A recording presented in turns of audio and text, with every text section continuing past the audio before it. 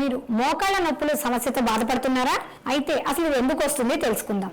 చాలా మందిలో బరువు పెరగడము, ఎటువంటి వ్యాయామము లేకపోవడము, వీటి వల్ల మన శరీరంలో ఉండే బరువు అంతా మోకాల మీద పడుతుంది.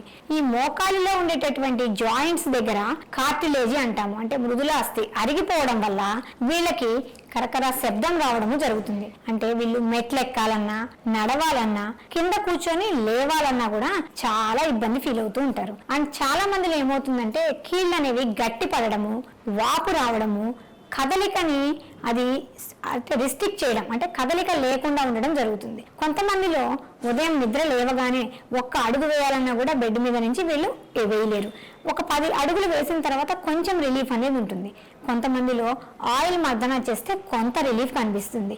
కానీ దీనికి మెయిన్గా కాల్షియం అండ్ విటమిన్ డి లోపం, ఎముకలలో సాంద్రత తగ్గడము, కొంతమందిలో ఏదైనా ఇంజురీస్ అంటే ప్రమాదాలకి గురైనప్పుడు అప్పుడు అక్కడ మృదులాస్థి కార్టిలేజ్ అనేది అరిగిపోయే అవకాశం ఉంటుంది. సో తెలిసింది కదా, ఎవరికైతే ఒబెసిటీ బరువు ఎక్కువ ఉన్నారో, మోకాల మీద అంటే బరువు పనులు చేసే వాళ్ళల్లో కొన్ని రకాల వృత్తుల్లో గంటల తరబడి కూర్చోవడము, గంటల తరబడి నుంచోవడము, అటువంటివి చేసే వాళ్ళలో కూడా మోకాలు తొందరగా అరిగిపోతాయి. కొంతమంది లిఫ్ట్ వాడరు, ఎక్కువగా మెట్లే వాడుతూ ఉంటారు. మెట్లు తరచూ ఎక్కడము దిగడము, పై ఫ్లోర్లలో ఉండే వాళ్ళకి చాలా వరకు ఈ మోకాళ్ళలో అరుగుదల అనేవి చూస్తూ ఉంటాము. కొంతమందిలో ఏమవుతుందంటే వీళ్ళకి చాలా వరకు కూడా వీళ్ళు తీసుకునే ఫుడ్లో అసలు మొదటి నుంచి కాల్షియం తక్కువ ఉండడము, అంటే ఫ్లోరైడ్ వాటర్ తీసుకునే వాళ్ళల్లో ఎముకల బలహీనత ఉండడం వల్ల చిన్న వయసులోనే అంటే 30-35 సంవత్సరాల్లోనే మోకాళ్ళ నొప్పులు చూస్తూ ఉంటాము. సో మెయిన్గా గమనించాల్సింది దీన్ని ఆస్టియోఆర్థరైటిస్ అంటారు.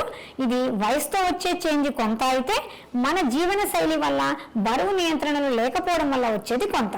సో కాబట్టి మోకాళ్ళ నొప్పులు ఉన్న వాళ్ళు పెయిన్ కిల్లర్స్ లేదా ఆయిల్ మసాజెస్ కాదు. పెయిన్ కిల్లర్ అనేది టెంపరీ రిలీఫ్ మాత్రమే, దీనివల్ల సైడ్ ఎఫెక్ట్స్ ఉంటాయి. కానీ హోమియోపతిలో మోకాళ్ళ నొప్పులకి మనకి మూల కారణాన్ని గుర్తించి శాశ్వతమైన చికిత్స చేస్తాము.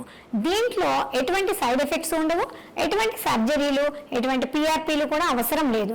మోకాలు యొక్క వాపును తగ్గించి అక్కడ వచ్చేటటువంటి గుజ్జు అనేది అరగకుండా చేసే మందులు మనకి అందుబాటులో ఉన్నాయి. అంతేకాదు వీళ్ళకి మళ్ళీ తిరిగి కదలికలు అనేవి వస్తాయి. వీళ్ళు నార్మల్గా రొటీన్గా లేచి వీళ్ళ పని చేసుకోగలుగుతారు. బట్ 3 నుంచి 6 నెలల టైంలో మోకాలు నొప్పికి శాశ్వత పరిష్కారం హోమియోపతి మందుల ద్వారా అవైలబుల్ ఉంది.